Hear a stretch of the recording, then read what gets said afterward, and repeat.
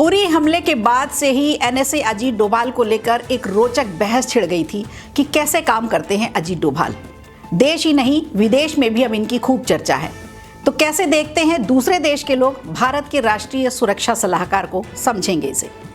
और इधर आंध्र प्रदेश में टीडीपी की जीत के बाद भाजपा की साउथ में एंट्री हो चुकी है। ऐसे में पवन कल्याण को लोग हिंदू नेता के रूप में देखने लगे हैं।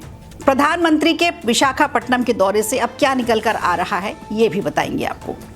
नमस्कार, खबर प्रधान शो देख रहे हैं आप। मैं हूं संगीता श्रीवास्तव।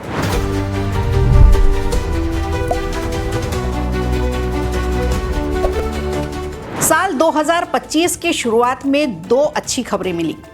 पहली तो ये कि भारत के खिलाफ बगावती सुर देने वाले और खालिस्तानी समर्थक जस्टिन ट्रूडो की विदाई हो गई, और दूसरा, भारत से दोस्ती का झूठा दिखावा करने वाले और भारत के खिलाफ साजिश रचने वाले जो बाइडेन, इनकी भी विदाई होने जा रही है।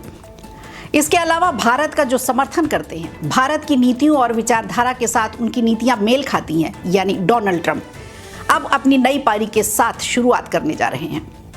समझने वाली बात यह है कि भारत किस बड़े लक्ष्य के साथ अब काम कर रहा है और विश्व मंच पर अब खुद को कैसे स्थापित कर रहा है, क्योंकि हाल फिलहाल चाइना के सुर भी बदले बदले से नजर आ रहे हैं। चाइना ने भी शायद आने वाले भारत की तस्वीर को भांप लिया है, इसलिए अब अपना हृदय परिवर्तन करते हुए भारत से कहा है कि भारत के साथ सीमाओं को लेकर के जो भी मुद्दे हैं, जो भी विवाद है, उसे सुलझा लिया जाएगा। इसके अलावा और भी कई बड़े देश हैं, जैसे फ्रांस, जापान और ऑस्ट्रेलिया। ऐसे सभी देश अब भारत के साथ जुड़ना चाहते हैं, भारत के साथ संबंध बढ़ाना और सुधारना चाहते हैं। ये सब भारत के साथ क्यों? क्या नए रास्ते पर चल पड़ा है अब भारत, या ऐसा ही क्यों हो रहा है? इधर भारत की टीम में अजीत डोभाल और विदेश मंत्री एस जयशंकर की जोड़ी ने विदेश नीति के नए आयाम खड़े किए हैं। ऐसी रणनीति बनाई है कि दुश्मन भी घुटने टेक रहा है। कोई भारतीय यदि किसी दूसरे देश में किसी मामले में फंस जाता है या आरोपी बनाया जाता है, तो उसे रणनीति के तहत ये दोनों इस तरह से छुड़ाते हैं जैसे कुछ हुआ ही ना हो, फिर चाहे रास्ता कितना भी मुश्किल रहा हो।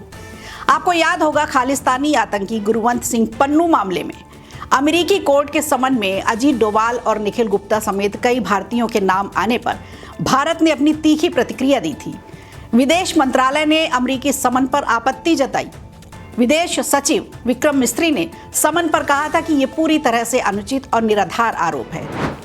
अब यदि अजीत डोभाल की चर्चा करें तो चाहे यमन में फंसी भारतीय नर्स की बात हो या फिर कतर में फंसे हमारे नौसैनिकों की, हम हर किसी को सुरक्षित निकाल कर ले आते हैं, और ये सब होता है डोभाल और जयशंकर की कूटनीति से। आपको याद होगा, पन्नू की हत्या की साजिश रचने वाली जो आरोप लगा था निखिल गुप्ता पर, अब अच्छी खबर यह है कि उन्हें आज़ाद किया जा रहा है, उन्हें सुरक्षित अब भारत लाया जाएगा, और ये अपने आप में बहुत बड़ी खबर है। अमेरिका में किसी अमेरिकी की हत्या की साजिश में फंसे एक भारतीय को ससम्मान बरी कर दिया जाए, जबकि CIA भी इसके खिलाफ बयान दे रही थी, तो ये कैसे संभव है? ये संभव है डोभाल डॉक्टराइन से।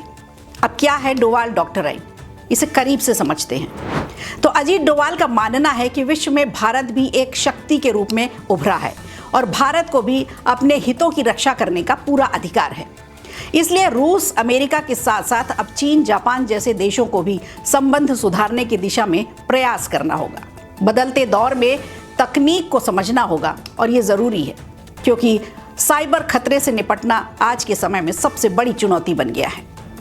एनएसए अजीत डोभाल अपने दुश्मनों को 3 लेयर में उलझा कर रखते हैं। पहला है रक्षात्मक तरीके से, दूसरा है रक्षात्मक और आक्रामक, यानी ऑफेंसिव और डिफेंसिव दोनों तरीके से, जिसमें दुश्मन को यह दिखाया जाए कि वो हमसे कमज़ोर है और हमारे सामने टिक नहीं सकता। और तीसरी बात यह है, वो है बेहद आक्रामक तरीका। आतंकवादियों के खिलाफ लगातार ऑपरेशन चलाकर आतंकवाद पर काबू पाया जा सकता है, ये डोभाल का कहना है। ये डोभाल की थ्योरी है कि आतंकियों को मिलने वाले फंड को रोककर उच्च तकनीक की मदद से इनका सफाया किया जाए। जो इनके खिलाफ कार्रवाई होनी चाहिए उसे तुरंत किया जाए, ताकि नए हथियार ये न खरीद पाएं और नए तरीके से ये आतंक को बढ़ावा न दे पाए। भारत की खुफिया नीति हो, विदेश नीति हो या फिर व्यापार नीति हो, कैसी भी नीति हो, इन सब पर इन सभी देशों के साथ कैसे आगे चलना है, कैसे काम करना है, इसका फुल प्रूफ प्लान तैयार हो चुका है।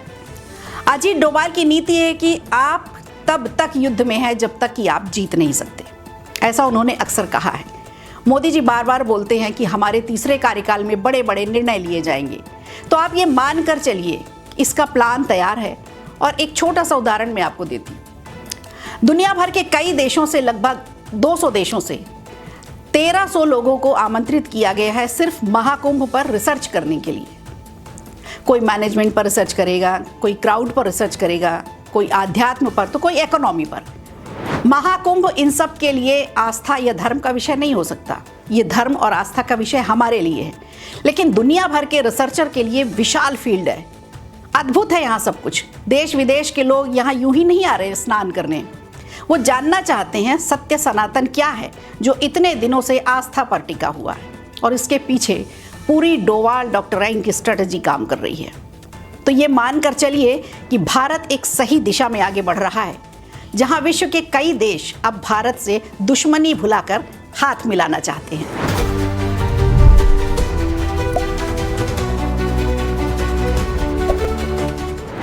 प्रधानमंत्री नरेंद्र मोदी ने बुधवार को विशाखापट्टनम में एक ग्रैंड रोड शो किया। इस रोड शो में प्रधानमंत्री मोदी के साथ आंध्र प्रदेश के मुख्यमंत्री एन चंद्रबाबू नायडू और उप मुख्यमंत्री पवन कल्याण भी देखे गए। ऐसा पहली बार नजर आया जब किसी साउथ के राज्य में प्रधानमंत्री नरेंद्र मोदी पहुंचे और वहां अपार भीड़ दिखाई दी। अगर तस्वीरों को देखें तो यह साफ पता चलता है कि आंध्र प्रदेश जीतने के बाद नायडू ने न केवल टीडीपी का बल्कि भाजपा और प्रधानमंत्री नरेंद्र मोदी का एक अलग ही ऑरा सेट किया है। जहां बीते साल में पवन कल्याण की फैन फॉलोइंग और एक हिंदू नेता की छवि, यानी कट्टर हिंदू नेता की छवि के रूप में बनी हुई है, वहीं स्थानीय लोग भी प्रधानमंत्री नरेंद्र मोदी की एक झलक पाने को बेताब दिखे। मोदी की रैली हो और मोदी मोदी के नारे न लगे, ऐसा तो कहीं होता नहीं।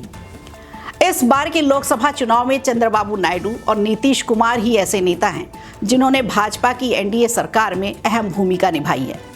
आपको बता दें, बीते दिनों प्रधानमंत्री नरेंद्र मोदी ने एक्स पर पोस्ट किया था, जिसमें उन्होंने लिखा था कि हरित ऊर्जा, नवकरणीय ऊर्जा, बेबुनियादी ढांचे और अन्य क्षेत्रों से जुड़े प्रमुख कार्यों का उद्घाटन करने के लिए मैं विशाखापट्टनम के लोगों के बीच में आने को उत्सुक हूँ। ये बहुत खुशी की बात है कि NTPC green energy limited green hydrogen hub project की आधारशिला रखी जाएगी। हरित हाइड्रोजन मिशन के तहत इस तरह का पहला हब बन जाएगा। प्रधानमंत्री ने इन प्रोजेक्ट्स को इसलिए साउथ से लॉन्च किया है क्योंकि भाजपा की उत्तर भारत में काफ़ी अच्छी पकड़ है। ऐसे में अगर किसी साउथ स्टेट से इसकी शुरुआत होती है तो इसका असर दक्षिण भारत के 5 राज्यों समेत 3 केंद्र शासित प्रदेशों में भी हो जाएगा, यानी यहाँ की सीटों पर पड़ेगा। आंध्र तो बहाना है, असल में पूरा दक्षिण निशाना है। तो इसी स्ट्रेटजी के साथ अब मोदी सरकार साउथ में भी सेंध लगा रही है। खबर प्रधान में आज के लिए इतना ही।